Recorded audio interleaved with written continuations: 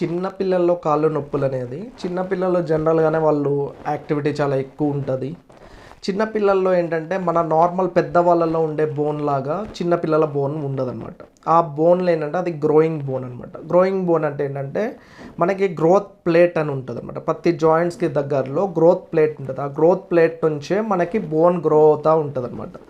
So, ఎప్పుడైతే bone grow అవుతుందో దానికి కావాల్సిన మినరల్స్ కావాలి. దానికి ఆ గ్రోత్‌కి ఏదైతే రిక్వైర్డ్ న్యూట్రియంట్స్ అన్నీ వాళ్ళకి ప్రాపర్‌గా అందినప్పుడే బోన్ గ్రోత్ అనేది ప్రాపర్‌గా ఉంటది. జనరల్‌గా పిల్లల్లో చూసేదేంటి? పిల్లల్లో నొప్పులెప్పుడొస్తది? ఏమన్నా కింద పడ్డప్పుడు, లేపోతే ఏమన్నా డ్యామేజ్ అయినప్పుడు. కింద పడ్డప్పుడు ఏంటంటే డైరెక్ట్‌గా బోన్‌కి డ్యామేజ్ అవుతది. లేదంటే మజిల్ ఇంజ్యూరీ అవుతది. కొన్నేంటంటే స్పోర్ట్స్ ఇంజ్యూరీస్ ఉంటాయి. కొన్నేంటంటే గ్రోత్ ప్లేట్ ఏదైతే ఆ ప్లేట్‌కి తగ్గట్టు ఆ ప్లేట్ ఏదైతే ఇబ్బందవుతదో, దానికి తగ్గ న్యూట్రియంట్స్ అందలేదు. కొన్నిసార్లు ఏంటంటే స్పోర్ట్స్ ఇంజ్యూరీస్ అనమాట. అంటే ఇప్పుడు అందరూ స్పోర్ట్స్ ఎక్కువ ఎంకరేజ్ చేస్తున్నారు పిల్లలు, అది మంచిది ఫిజికల్ యాక్టివిటీ.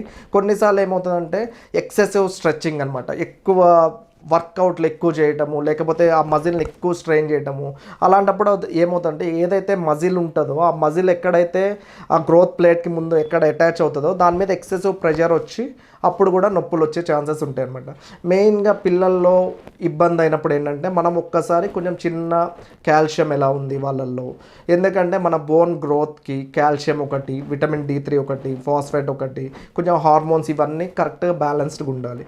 అందుకే కొంచెం పిల్లల్లో ఏమన్నా ఇబ్బందులైనప్పుడు, నొప్పులైనప్పుడు చిన్న కాల్షియం, కొంచెం పాలు ఇవ్వటము, కొంచెం కాల్షియం వాళ్ళకి తగ్గ చిన్న టెస్ట్‌లు చేసి వాళ్ళకి తగ్గ రికవరీ ఆ కాల్షియం తగిన మోతాదులో, ఆ విటమిన్ డి3 కరెక్ట్ ప్రపోర్షన్స్‌లో ఉంటే చాలా వరకు పెయిన్స్ అనేది చాలా రిలీఫ్ ఉంటది.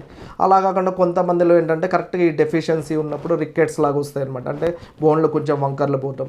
అలాంటప్పుడు ఏంటంటే దగ్గరలో ఉన్న ఆర్థోపెడిక్ సర్జన్ దగ్గర తీసుకెళ్తే చిన్న ఎక్స్‌రేస్ తీసి ఏదైతే విటమిన్ డెఫిషియన్సీ ఉన్న రికెట్స్‌కి సంబంధించిన కొన్ని ఎక్స్‌రే ఫ్యూచర్స్‌ని బట్టి వాళ్ళు దాన్ని రెక్టిఫై చేసి అవసరమైతే చిన్న కాల్షియం సిరప్ దాంతోపాటు డి3 ఉండేటట్టు అవి చేసినప్పుడు బోన్ అనేది మళ్ళీ హెల్తీగా ఉంటదనమాట.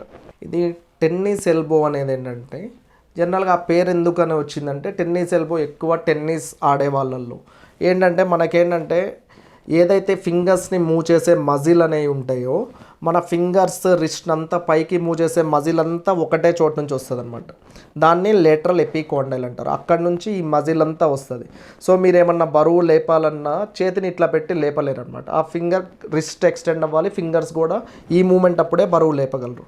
సో అది లేపినప్పుడల్లా ఏంటంటే మూమెంట్ అనేది కరెక్ట్గా ఎక్కడైతే ఈ మజిల్ గ్రూప్ అనేది అంతా ఒకటే చోటు నుంచి అటాచ్ అవుతుంది లేటరల్ ఎపికాండైల్ అని.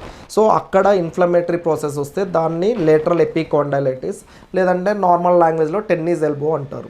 ఇప్పుడు ఈ టెన్నిస్ ఎల్బో అనేది ఎవరిలో వస్తుంది? జనరల్గా ఏంటంటే స్పోర్ట్స్ యాక్టివిటీస్ ఎక్కువ చేసే వాళ్ళలో ఏంటంటే ఎక్సెసివ్ యాక్టివిటీ అనమాట. కంటిన్యూస్ మోషన్, కంటిన్యూస్గా మూమెంట్ అయ్యి ఆ టెండోన్ అనేది ఏదైతే కండు ఉందో అక్కడ బోన్ దగ్గర పచ్చిగా అయినట్టు అవుతుంది. సో దాన్ని టెన్నిస్ ఎల్బో అంటారు. సో ఇదేంటి యంగ్ పేషెంట్స్లో యాక్టివిటీ ఎక్కువ ఉన్న వాళ్ళలో వస్తుంది. పెద్దవాళ్ళు వస్తారు, నేను గ్లాస్ని కూడా హోల్డ్ చేయలేకపోతున్నాను, కనీసం పట్టుకోలేకపోతున్నాను అని. అలాంటి వాళ్ళల్లో ఏంటంటే దీన్ని సాఫ్ట్ టిష్యూ రుమాటిజం అంటారు. అంటే జనరల్గా ఏంటంటే వాళ్ళలో అండర్లయింగ్ షుగర్ కానీ థైరాయిడ్ కానీ కంట్రోల్లో లేకుండా ఉంటుందన్నమాట.